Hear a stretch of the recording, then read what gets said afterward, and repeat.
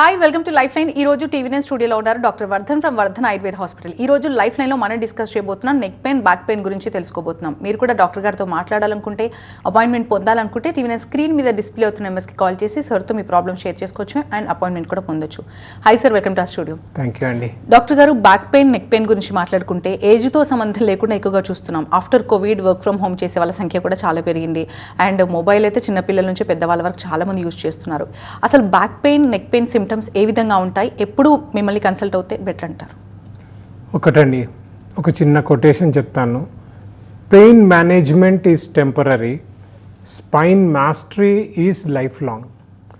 నిజానికి back pain treatment గురించి మనం ఒకసారి మాట్లాడుకున్నప్పుడు రెండు మార్గాలండి. ఒకటి తాత్కాలిక ఉపశమనం, రెండవది పర్మనెంట్ సొల్యూషన్. అందరూ ఏం చేస్తుంటారు అని అంటే, నొప్పి రాగానే ఒక నొప్పి గోళీ వేసుకొని నొప్పిని కొంతమేరకు అనగొట్టడానికి ప్రయత్నిస్తారు, లేదా నొప్పిని తగ్గించుకునే ప్రయత్నం చేస్తారు. అది టెంపరరీగా. దానికోసం పెయిన్ కిల్లర్లు వేసుకుంటారు, వెనకాల ఇంజెక్షన్స్ ఇస్తారు, స్పైనల్ స్టిరాయిడల్ షాట్స్ ఇస్తారు, ఎపిడ్యూరల్ షాట్స్ అని ఇస్తారు. ఇవి కాకుండా ఫిజియోథెరపీ అని చేయించుకుంటారు. ఇవన్నీ కూడా టెంపరరీ సొల్యూషన్స్ మాత్రమే. మరి పర్మనెంట్ సొల్యూషన్ ఏంటి అని అంటే, మనము మన వెన్నుముకని పట్టు సాధించే దిశలో మనము ఆలోచించాలి, అడుగులు వేయాలి. దాంట్లో మనము మాస్టరీ తెచ్చుకోవాలి. వెన్ను మీద మాస్టరీ ఎలా తెచ్చుకోవాలి అని అంటే, ఫస్ట్ దాన్ని రూట్ కాజ్ ఎవాల్యుయేషన్ అనేది చేసుకోవాలి. ఇప్పుడు మీరు అన్నట్టు చిన్నపిల్లల దగ్గర నుంచి పెద్దవాళ్ళ దాకా అందరికీ ఈ ప్రాబ్లమ్స్ వస్తూనే ఉన్నాయి. ఇవన్నీ ఎందుకు వస్తున్నాయి? మొబైల్ ఎక్కువ చూడడం వల్ల, ఎక్కువ నిలబడడం వల్ల, ఎక్కువ కూర్చోవడం వల్ల, ఇర్రెగ్యులర్గా వెయిట్స్ లిఫ్ట్ చేయడం వల్ల, ఏ పని చేసినా అతిగా చేస్తూ పోతున్నాం. జిమ్మింగ్ చేస్తూ ఉంటారు. నిజానికి జిమ్ చేయడము అందరికీ మంచిదే, మస్కులర్ సిస్టమ్ని పెంచుకోవాలి. కానీ ఒక కోచ్ లేకుండా, ఒక హెల్ప్ లేకుండా మనంతలో మనమే చేసుకుంటూ పోతే ఓవర్గా చేసినా తప్పే, లేదా విరుద్ధంగా చేసినా తప్పే. ఆయుర్వేదంలో అదే చెప్తారు, హీన మిథ్యాతి యోగా అని చెప్తారు. హీన యోగము మంచిది కాదు, మిథ్యాయోగము మంచిది కాదు, అతి యోగం కూడా మంచిది కాదు. కాబట్టి మితంగా చేసేటువంటి సమ్యక్ యోగం అనేది మంచిది. సార్, మహబూబ్ నగర్ నుంచి కాలర్ లైన్లో ఉన్నారు. ఎస్ వెంకటేష్ గారు. సార్ నమస్కారం అండి, చెప్పండి. నమస్తే సార్. సార్ చెప్పండి. సార్, నాకు ఒక 6 months నుంచి బ్యాక్ నొప్పి వస్తుంది సార్. ఓకే. అందువలన చూపించుకున్నాం మస్తు, వేరే డాక్టర్లు మన లోకల్లో కూడా చూపించుకుంటే కూడా గోళీలు వేసుకున్నప్పుడు తక్కువ అవుతుంది, మళ్ళీ తర్వాత తక్కువ అవుతుంది సార్. మీ వయసు ఎంత? 30 ఉంటాయి సార్. ఏం చేస్తూ ఉంటారు? మేము వ్యవసాయం చేస్తాం సార్. ఎట్లా బరువు పనులు ఏమైనా చేస్తారా? ఎక్కువ చేస్తారా?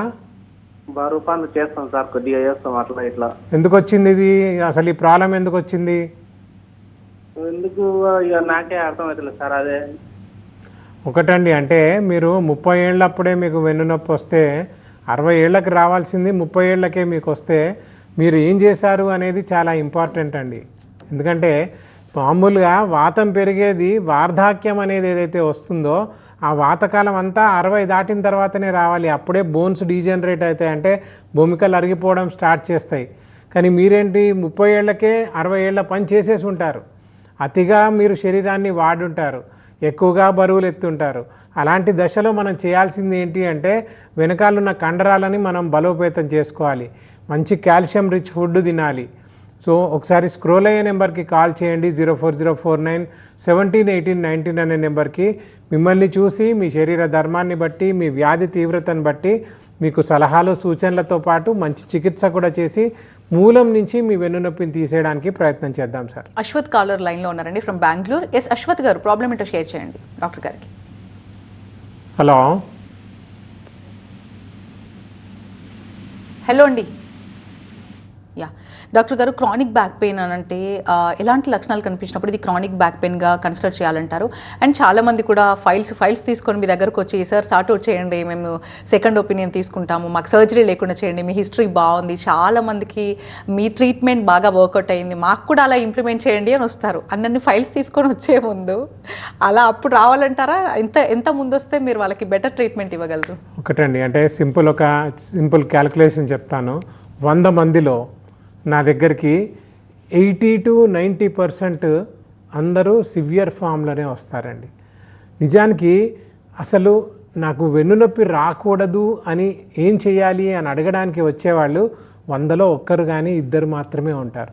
సో ఆ ఒక్కరిద్దరు కూడా వాళ్ళంతలో వాళ్ళు వాళ్ళ హెల్త్ని కాపాడుకోవడానికి రేపొద్దున బ్యాక్ పెయిన్ రాకూడదు అని అనుకొని వచ్చిన వాళ్ళే ఉంటారు.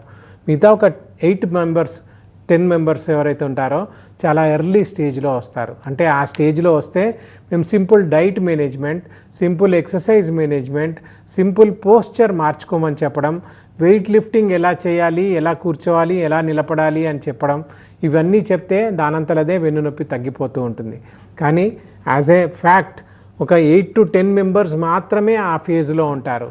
ఆ ఫేజ్ దాటుకొని నొప్పి గోళీలు వేసుకొని డాక్టర్ల చుట్టూ తిరిగి ఆపరేషన్లు చేయించుకొని కాంప్లికేషన్స్ తెచ్చుకొని ఇంకా మా వల్ల కాదు అని అనుకున్నప్పుడు ఎవరైతే ఆపరేషన్ లేకుండా చేస్తారు అని వెతకడం స్టార్ట్ చేసి ఆయుర్వేదం మీద హోప్ తెచ్చుకొని అప్పుడు మా గురించి తెలుసుకొని రావడమే జరుగుతుంది. మీరు అన్నట్టుగా మొత్తం మా దగ్గరికి వచ్చే ముందు 3-4 ఎంఆర్ఐ ఫైళ్ళు ఆల్రెడీ ఎగ్జిస్ట్ అయినాక అవన్నీ చేయించుకున్న తర్వాతనే మా దగ్గరికి మ్యాక్సిమం వస్తుంటారు.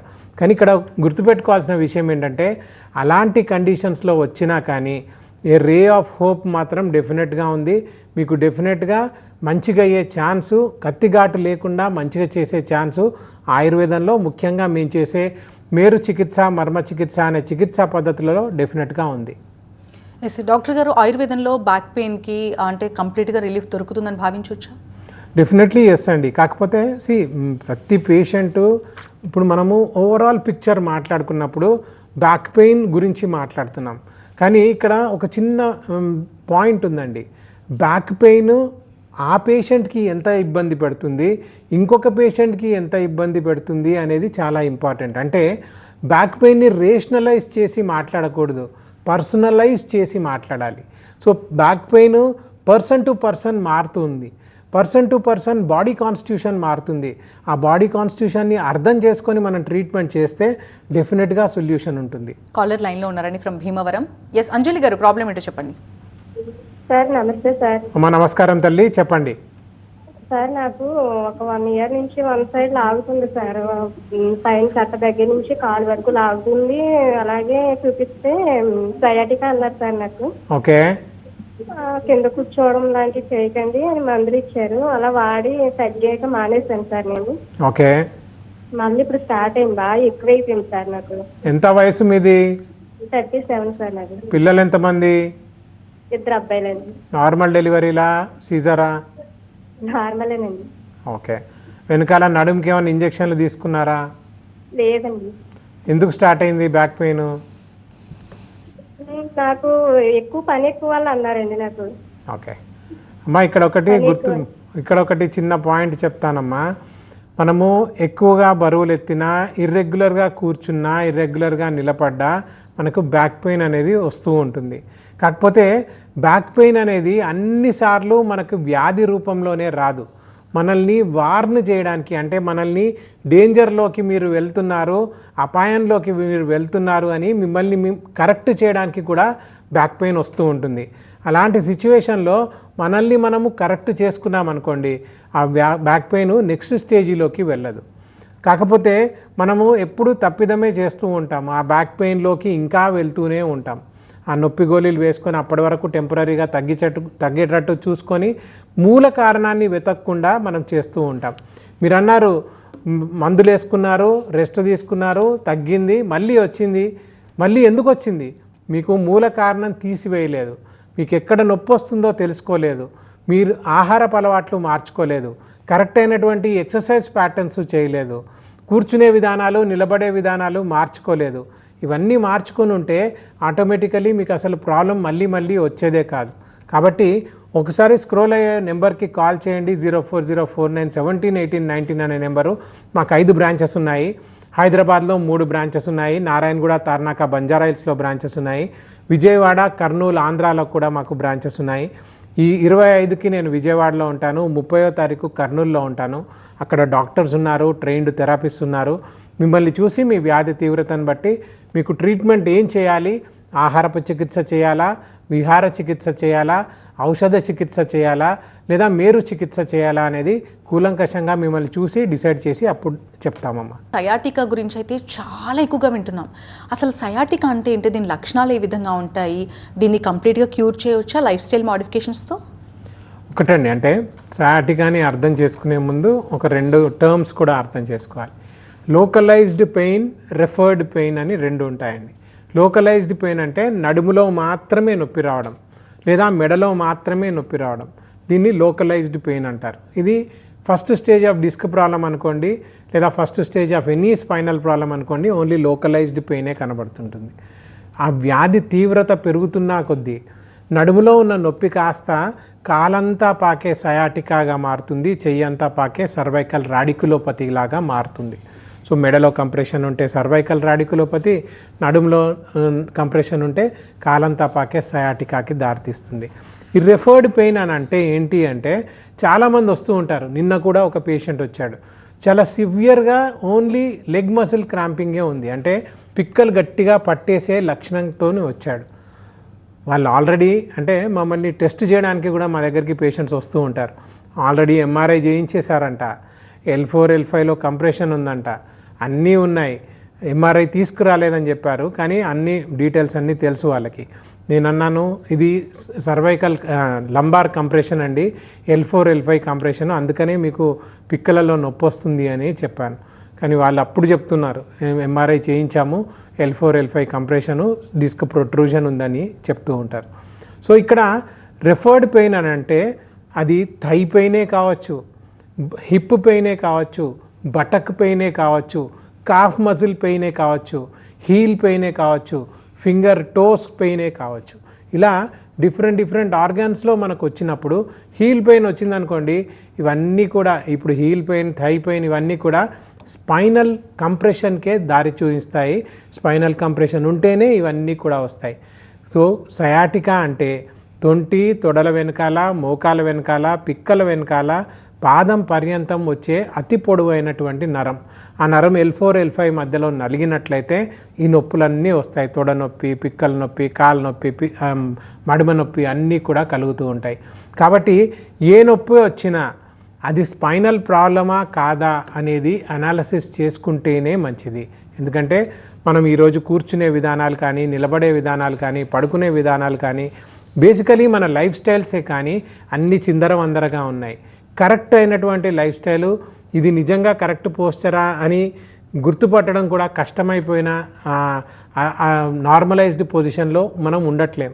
కాబట్టి కరెక్ట్ పొజిషన్లో కూర్చోవడము, డైట్ లైఫ్ స్టైల్ మార్చుకోవడము, పోస్చర్ కరెక్షన్ చేసుకోవడము, ముఖ్యంగా మేము చెప్పే డీల్స్ ఫ్రేమ్వర్క్ని పాటించడం.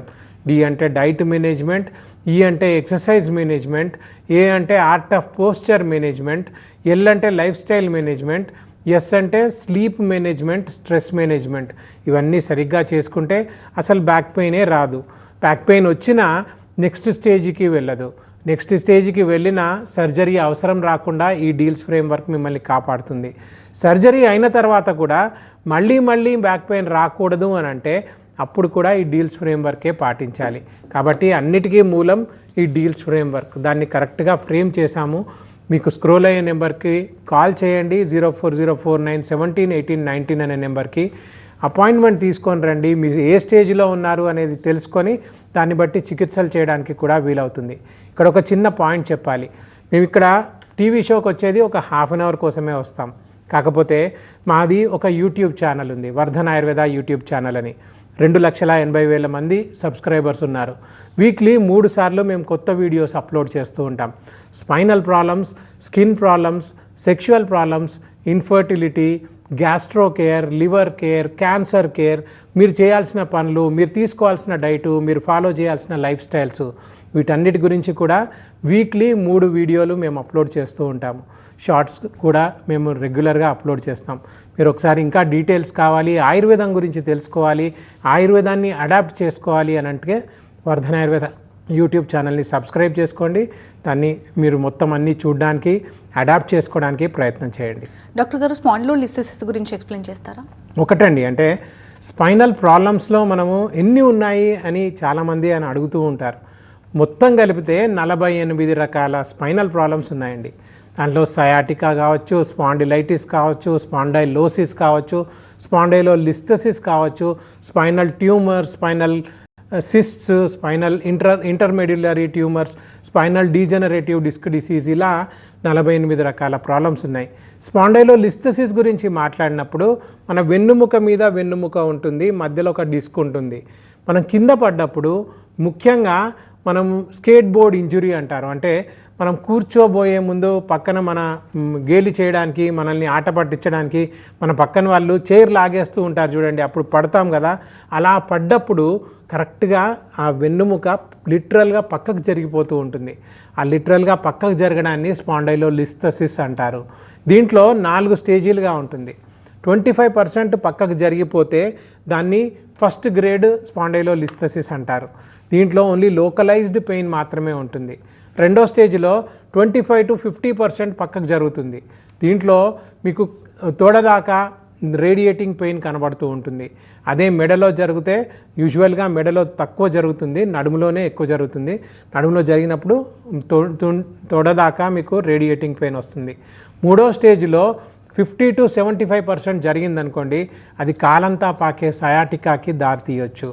నాలుగో స్టేజ్లో మోర్ దాన్ 75% జరిగినప్పుడు మీకు యూరిన్ మీద పట్టు కోల్పోవడము, మోషన్ మీద పట్టు కోల్పోవడము, లేదా యూరిన్ ఆగిపోవడము, మోషన్ ఆగిపోవడము, ఇలాంటివి జరుగుతూ ఉంటాయి.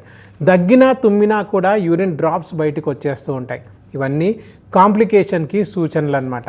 సో ఇవన్నీ రెడ్ ఫ్లాగ్ సైన్స్ కిందికి వస్తాయి. సో స్పాండైలోలిస్థసిస్ని first stage, second stage, early third స్టేజ్లో దాకా ఆయుర్వేదం ద్వారా చికిత్స చేయడం చాలా సులభం అండి. కాకపోతే పేషెంట్ టు పేషెంట్ డిఫర్ అవుతుంది. వాళ్ళ లక్షణాలను బట్టి, వ్యాధి తీవ్రతను బట్టి మనం ట్రీట్మెంట్ చెప్పాల్సినటువంటి అవసరం ఉంటుంది. ఎస్ డాక్టర్ గారు, ఫెయిల్డ్ బ్యాక్ సర్జరీ సిండ్రోమ్ అంటే ఏంటి, దీని గురించి ఎక్స్ప్లెయిన్ చేస్తారా? ఒకటండి, అంటే ఈ కాలంలో నార్మల్గా WHO ప్రకారం only 5% of back pain require surgery అంటారు. అంటే 100 మందిలో 5గురికి మాత్రమే సర్జరీ అవసరం. కాకపోతే ఇప్పుడు జరుగుతున్నది ఏంటంటే 95 మందికి సర్జరీలు జరిగిపోతున్నాయి, 5గురు మాత్రమే వదిలివేయబడుతున్నారు. కాకపోతే ఈ 5గురికి కూడా ఎప్పుడు సర్జరీ చేయాలి అనేది చాలా స్పెసిఫిసిటీ ఉంది సర్జికల్ టెక్స్ట్ బుక్స్లో. ఇంతకుముందు చెప్పినట్టుగా రెడ్ ఫ్లాగ్ సైన్స్ లేదా వార్నింగ్ సైన్స్ కనబడితే మాత్రమే సర్జరీకి వెళ్ళాలి. అంటే మీకు యూరిన్ ఆగిపోయినా, మోషన్ ఆగిపోయినా, యూరిన్ జారిపోయినా, మోషన్ జారిపోయినా, లేదా ఫీవర్ విత్ చిల్స్ ఉన్నా, క్యాన్సర్ లాంటి కండిషన్స్ ఉన్నా, HIV, TB లాంటి కండిషన్స్ ఉన్నా, అలాంటి కండిషన్స్లో మాత్రమే సర్జరీకి వెళ్ళాలి. అలా కాకుండా నార్మల్ అందరికీ కూడా సర్జరీ లేకుండా నాన్ సర్జికల్ ప్రొసీజర్స్ అయినటువంటి ఆయుర్వేద లాంటి ట్రీట్మెంట్స్ తీసుకుంటే నార్మల్ అయిపోతారు. కానీ ఇంతకుముందు చెప్పినట్టు 95 మందికి సర్జరీలు జరిగిపోతున్నాయి అన్నప్పుడు ఇండియాలో సంవత్సరానికి 3 లక్షల సర్జరీలు జరుగుతున్నాయి, స్పైనల్ సర్జరీస్. దాంట్లో 1.5 పైగా, అంటే 50%కి పైగా ఫెయిల్డ్ బ్యాక్ సర్జరీ సిండ్రోమ్గా మారుతున్నాయి. అంటే దీంట్లో లక్షణం ఏంటి అని అంటే, ఇంతకంటే ముందు ఏదైతే నొప్పి ఉందో ఆ నొప్పి సర్జరీ తర్వాత 5 రెట్లు 10 రెట్లు ఇంక్రీజ్ అవ్వడం. సో ఇలా ఇంక్రీజ్ అయ్యే లక్షణాన్ని ఫెయిల్డ్ బ్యాక్ సర్జరీ సిండ్రోమ్ అంటాం. అంటే సర్జరీ ఫెయిల్ అయిన తర్వాత మీ తీవ్రత పెరిగిపోవడాన్ని ఫెయిల్డ్ బ్యాక్ సర్జరీ సిండ్రోమ్ అంటాం. ఇలాంటి కండిషన్స్లో కూడా ఆయుర్వేదంలో ముఖ్యంగా మేము చేసే మేరు చికిత్స, మర్మ చికిత్స పద్ధతుల ద్వారా ట్రీట్మెంట్స్ సాధ్యపడతాయి. ఇప్పటి వరకు మేము 10 లక్షల మంది కంటే 1 మిలియన్ ప్లస్ బ్యాక్ పెయిన్ పేషెంట్స్కి ట్రీట్మెంట్ ఇచ్చాము. 4 lakh ప్లస్ స్పైనల్ సర్జరీస్ని మేము నివారించగలిగాం. కాబట్టి స్క్రోల్ అయ్యే నెంబర్కి కాల్ చేయండి, అపాయింట్మెంట్ తీసుకోండి. ఎవరైనా సర్జరీ చెప్తే నిజంగా సర్జరీ అవసరమా లేదా అనేది సెకండ్ ఒపీనియన్ తీసుకోవడానికన్నా మా దగ్గరికి రండి. సర్జరీ నుంచి విముక్తి పొందిన తర్వాత కూడా మిమ్మల్ని మీరు నార్మల్గా ఎలా మెయింటైన్ చేయాలి అనడానికి కూడా మా దగ్గర ప్రాసెస్ ఉంది. ఆ ప్రాసెస్ అంతా కూడా మీకు చెప్పబడుతుంది. డాక్టర్ గారు, స్పైన్ ప్రాబ్లమ్స్కే కాకుండా ట్రీట్మెంట్ ఇంకా ఏ డిసీజెస్కి ట్రీట్మెంట్స్ ఇస్తూ ఉంటారు? ఒకటండి, మా దగ్గర సూపర్ స్పెషాలిటీ స్పైనల్ కేర్ అండి. అంటే maximum sciatica, slip disc, spondylitis, spondylosis, spondylolisthesis ఇలాంటి వాటికే ఎక్కువ ట్రీట్మెంట్స్ ఇస్తాం. ఇది కాకుండా మల్టీ స్పెషాలిటీ ట్రీట్మెంట్స్ కూడా చేస్తాం. స్కిన్ కేర్, దీంట్లో ఎగ్జిమా, సోరియాసిస్, ఇలాంటి యాక్నే లాంటి కండిషన్స్కి ట్రీట్మెంట్ ఇస్తాం. ఆర్థో కేర్, దీంట్లో osteo arthritis, rheumatoid arthritis, juvenile arthritis, psoriatic arthritis and gouty arthritis ఇలాంటి వాటికి ట్రీట్మెంట్స్ ఇస్తాం. అండ్ గ్యాస్ట్రో కేర్, అసిడిటీ నుంచి ఐబిఎస్ ఐబిడి దాకా ట్రీట్మెంట్స్ ఇస్తూ ఉంటాం. అండ్ లివర్ కేర్, జాండీస్ నుంచి లివర్ సిరోసిస్ దాకా కూడా ట్రీట్మెంట్స్ ఇస్తాం. ఈ మధ్య కోవిడ్ తర్వాత చాలా ఫ్రీక్వెంట్గా కనబడే కొన్ని వ్యాధులు కూడా ఉన్నాయి. లైక్ సెన్సోన్యూరల్ హియరింగ్ లాస్ అంటాం, టిన్నిటస్ అంటాం, చెవులలో సౌండ్స్ వస్తూ ఉంటాయి. ఇలాంటి కండిషన్స్, స్ట్రిక్చర్ యురేత్రా లాంటి కండిషన్స్, అంటే యూరిన్ బొట్లుగా ఆగి వచ్చే వ్యాధులు ఉంటాయి. ప్రాస్ట్రేట్ కండిషన్స్, క్యాన్సర్స్, ఇలాంటి కండిషన్స్కి కూడా మేము ట్రీట్మెంట్స్ ఇస్తాం. సింపుల్గా చెప్పాలంటే క్రానిక్ ఎయిల్మెంట్స్ అన్నిటికీ కూడా ఆయుర్వేదంలో గొప్ప ట్రీట్మెంట్స్ ఉన్నాయి, మంచి ట్రీట్మెంట్స్ ఉన్నాయి. వర్ధన ఆయుర్వేదాలో ఇంకా అంతకన్నా మంచి ట్రీట్మెంట్స్ అవైలబుల్గా ఉన్నాయి. డాక్టర్ గారు, మీరు ఎప్పుడెప్పుడు ఎక్కడెక్కడ ఉంటారు? మీ అపాయింట్మెంట్ కావాలంటే ఏం చెప్తారు? ఒకటండి, అంటే నేనున్నా లేకపోయినా సిస్టమ్ అనేది రన్ అవుతుందండి. నా దగ్గర డాక్టర్స్ ఉన్నారు, అందరు కూడా క్వాలిఫైడ్ డాక్టర్స్, ఎండి డాక్టర్స్ ఉన్నారు, ట్రైన్డ్ థెరపిస్ట్ ఉన్నారు. అన్ని బ్రాంచెస్లో కూడా ఒక సిస్టమ్ నడుస్తూ ఉంది. కాకపోతే నా అవైలబిలిటీ ఏంటంటే వీక్లీ వన్స్ నేను నారాయణగూడలో ఉంటాను, ఒకసారి బంజారాహిల్స్లో ఉంటాను, ఒకసారి తార్నాకాలో ఉంటాను, నెలకు ఒకసారి విజయవాడలో ఉంటాను, ఒకసారి కర్నూలులో ఉంటాను. నా డేట్స్ కావాలంటే, అంటే డేస్ని బట్టి కాదు, డేట్స్ని బట్టి మేము డిసైడ్ చేస్తాము. ఒకసారి స్క్రోల్ అయ్యే నెంబర్కి కాల్ చేస్తే అపాయింట్మెంట్స్ మా వాళ్ళు ఇస్తారు. మా టెలికాలింగ్ టీం అంతా మీకు హెల్ప్ చేస్తారు. డెఫినెట్గా మీకు స్పైనల్ ప్రాబ్లమ్స్ నుంచి విముక్తి పొందాలన్నా, సర్జరీల నుంచి రక్షింపబడాలన్నా, కాపాడుకోవాలన్నా డెఫినెట్గా మా దగ్గర సొల్యూషన్ ఉంది. స్క్రోల్ అయ్యే నెంబర్కి కాల్ చేయండి, అపాయింట్మెంట్ తీసుకోండి. అలాగే యూట్యూబ్ ఛానల్ని కూడా విజిట్ చేయండి. డెఫినెట్గా మీకు మంచి వీడియోస్ అందుతూనే ఉంటాయి. డాక్టర్ గారు, అంటే సర్జరీ లేకుండా పెయిన్ తగ్గాలనుకుంటారు, at the same time stress కూడా విపరీతంగా ఉంటుంది. స్ట్రెస్ కూడా బ్యాక్ పెయిన్కి ఒక కారణం అనుకోవచ్చా? డెఫినెట్లీ ఎస్ అండి. స్ట్రెస్ దేనికి కారణం కాదో చెప్పండి. ఈ కాలంలో స్ట్రెస్ అసిడిటీకి కారణం, స్ట్రెస్ బ్రెయిన్లో క్లాట్స్ రావడానికి కారణం, స్ట్రెస్ స్పైనల్ ప్రాబ్లమ్స్ రావడానికి కారణం, బ్యాక్ పెయిన్ రావడానికి కారణం, అన్నిటికీ కారణం. అసలు ఏమవుతుంది స్ట్రెస్లో అంటే కార్టిజాల్ అనే హార్మోన్ రిలీజ్ అవుతుంది, హార్ట్ రేట్ పెరిగిపోతుంది, లంగ్ కెపాసిటీ పెరిగిపోతుంది, రెస్పిరేటరీ రేట్ పెరిగిపోతుంది. మసిల్స్కి వచ్చేసరికి కాంట్రాక్షన్ రిలాక్సేషన్ చేసే మజిల్స్ కాంట్రాక్టెడ్ ఫేజ్లోనే ఉంటాయి. అంటే కండరాలు బలహీనపడతాయి, బ్యాక్ పెయిన్ వస్తుంది. అదే కండరాలు ఇంకా బలహీనపడితే డిస్క్లో ప్రాబ్లమ్స్ వస్తాయి. అదే డిస్క్లో ప్రాబ్లమ్స్ వస్తే పక్కనున్న నరం మీద కంప్రెషన్ వస్తుంది. అదే నర్వ్ కంప్రెషన్ వస్తే సయాటికా వస్తుంది, సర్వైకల్ రాడికులోపతి వస్తుంది. మొత్తం నర్వస్ సిస్టమ్ అంతా అస్తవ్యస్తం అవుతుంది, బ్రెయిన్లోకి కూడా వెళ్తుంది. క్రానిక్ బ్యాక్ పెయిన్ సిండ్రోమ్గా కూడా మారే ఛాన్సెస్ ఉంటాయి. కాబట్టి మీ స్ట్రెస్ని ఈరోజు తగ్గించుకోవాలి. అందుకే డీల్స్ ఫ్రేమ్వర్క్లో ఎస్ అంటే stress management and sleep management అండి. కరెక్ట్గా నిద్రపోయి కరెక్ట్గా స్ట్రెస్ని తగ్గించుకుంటే ఏ రోగము రాదు, బ్యాక్ పెయిన్ కూడా రాదు. కాకపోతే ఆ రెండు తగ్గించుకోవాలి అని అంటే మళ్ళీ దాన్ని మందేసుకొని తగ్గించుకునేది కాదండి. మిమ్మల్ని మీరు మార్చుకొని జీవన విధానాన్ని మార్చుకొని, ముఖ్యంగా ఈరోజు ఇంటర్నేషనల్ యోగా డే, అలాంటి యోగాలు అన్నీ కూడా ప్రాక్టీస్ చేసి ఆయుర్వేదానికి కూడా అడాప్ట్ చేసుకుంటే డెఫినెట్గా సొల్యూషన్స్ వస్తాయి. Right, thank you sir, thanks for being here. Thank ఇది you so వాళ్ళ much. లైఫ్ లైన్ చూస్తూనే ఉండండి TV9.